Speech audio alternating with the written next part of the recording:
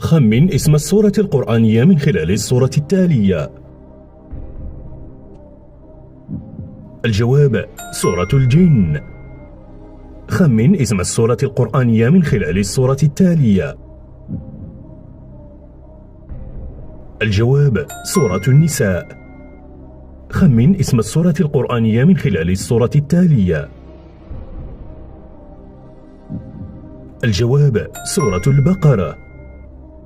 خمن اسم السورة القرآنية من خلال الصورة التالية. الجواب: سورة النحل. خمن اسم السورة القرآنية من خلال الصورة التالية. الجواب: سورة الرعد. خمن اسم السورة القرآنية من خلال الصورة التالية. أجب داخل التعليقات وشكرا.